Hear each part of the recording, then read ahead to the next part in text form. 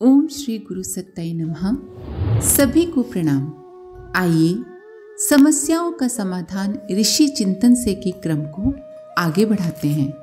प्रश्न: श्रद्धा का मनुष्य के जीवन में क्या महत्व है?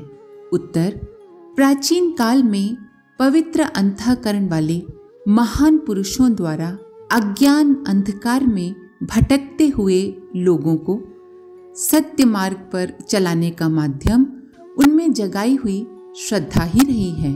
परमात्मा सत्य हैं, उनके गुण और स्वभाव अपरिवर्तनशील हैं। इसी प्रकार परमात्मा तक पहुंचने का मार्ग और माध्यम भी अपरिवर्तित है। ईश्वर को आज भी पाया और अनुभव किया जा सकता है, पर उस स्थिति को प्राप्त होने के पहले मनुष्य के सामने कई कठिनाइयां आती हैं। जीवन में कई प्रकार की हलचल आती हैं। ऐसे समय में मनुष्य ईश्वर प्राप्ति के मार्ग से डिगे नहीं, हटे नहीं, डगमगाए नहीं। इसके लिए श्रद्धा अति आवश्यक है। श्रद्धा तप है, वो ईश्वरीय आदेशों पर निरंतर चलते रहने की प्रेरणा देती है, आलस्य से बचाती है, कर्तव्य पालन में प्रमाद से बचाती है, सेवा धर्म सिखाती है, अंतरात्मा को प्रफुल्ल प्रसन्न रखती है। इस प्रकार के तप और त्याग से श्रद्धावान व्यक्ति के हृदय में पवित्रता एवं शक्ति का भंडार अपने आप भरता चला जाता है। गुरु कुछ भी न दे तो भी श्रद्धा में वो शक्ति है जो अनंत आकाश से साधक की साधना की सफलता के तत्व और साधन को आश्चर्यजनक रूप से खींच लेती है। ध्रुव, एकलव्य, अज एवं दिलीप की साधनाओं में सफलता का रहस्य उनके अंतःकरण की श्रद्धा ही रही है। उनके गुरुओं ने तो केवल उसकी परख की थी। यदि इसी तरह की श्रद्धा आज भी लोगों में आ जाए, लोग पूरी तरह से परमात्मा की इच्छा पर चलने को कटिबद्ध हो जाएं, तो विश्व शांति, चिर संतोष व अनंत समृद्धि की परिस्थितियां बनते देर नहीं लगेगी। श्रद्धा के द्वारा सत्य का उदय, प्राकट्य और प्राप्ति निश्चित हो जाता है। श्रद्धा एक प्रकार का संबल है, सहारा है। इसीलिए उसका मूल्य और महत्व उतना ही है जितना अपने लक्ष्य का, गंतव्य का, अभीष्ट का, आत्मा सत्य अथवा परमात्मा की प्राप्ति का, क्योंकि श्रद्धा ही हमें अपने लक्ष्य तक पहुंचाती है। प्रश्न: धार्मिक व्यक्ति किसे कहते हैं? उत्तर: धार्मिक व्यक्ति वो है जो अपने पवित्र आचरण से लोगों का स्वभाव बदल देता है, उनका जीवन बदल देता है। जो दूसरों के दोष दुर्गुणों को छुड़ाकर अपने जैसा सज्जन बनाता है, वही धार्मिक है। जो व्यक्ति शुद्ध पवित्र जीवन नहीं जीता है, दूसरों को सही मार्ग पर नहीं लाता है, वो कितनी ही भजन पूजन कर ले, पर वो धार्मिक नहीं हो सकता। देवर्षि नारद भजन करते थे और लोगों को सही दिशा देते थे, दोष दुर्गुण छुड़ाकर सज्जन बनाते थे, धर्म का रास्ता बताते थे। उन्होंने रत्नाकर को दिशा दी और वो वाल्मीकि ऋषि बन गए। प्रहलाद को दिशा दी तो वो भक्त प्रहलाद बन गए। जो श्रमशील है, मेहनत करता है, पसीना बहाता है, ऊंचे विचार रखता है, मौत को याद रखता है। मौत को याद रखने का अर्थ है जो मनुष्य समझ जाता है कि जीवन पता नहीं कब समाप्त हो जाए, इसीलिए समय रहते उसका सदुपयोग कर लें। इसी को मौत को याद रखना कहते हैं।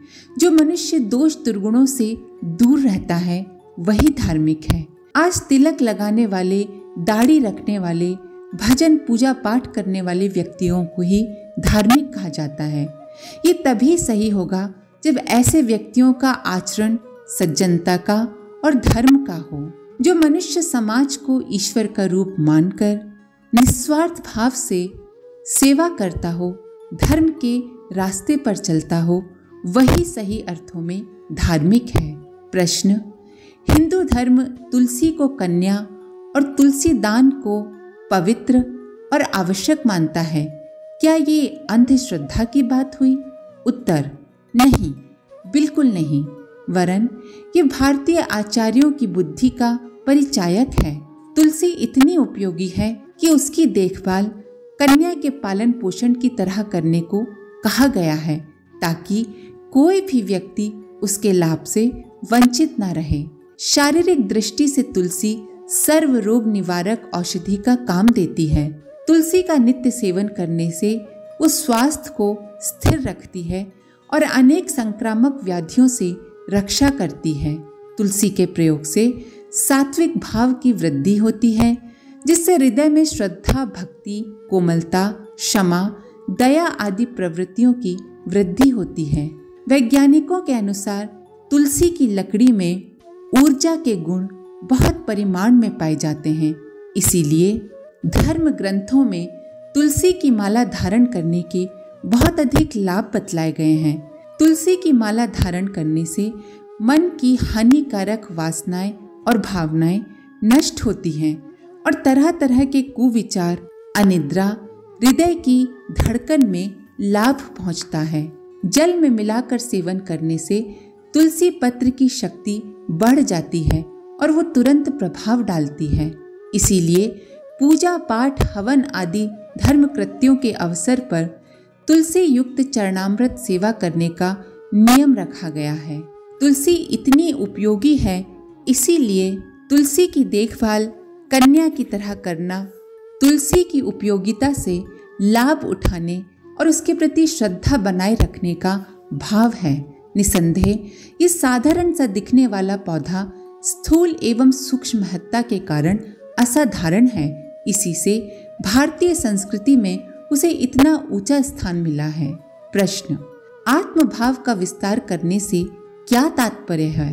उत्तर, आध्यात्मिक साधना में अहम भाव का विस्तार करना, अर्थात मोटे शब्दों में सबके प्रति अपनेपन का भाव रखना, सिर्फ अपने शरीर या अपने परिवार तक ही सीमित न रहना, यही तत्व प्रधान रूप में विद्यमान है। आत्मोन्नति यही है कि अपनेपन के दायरे को छोटे से बड़ा बनाया जाए। जिनका अपनापन केवल अपने शरीर तक है, वे कीट पतंग नीची श्रेणी के हैं।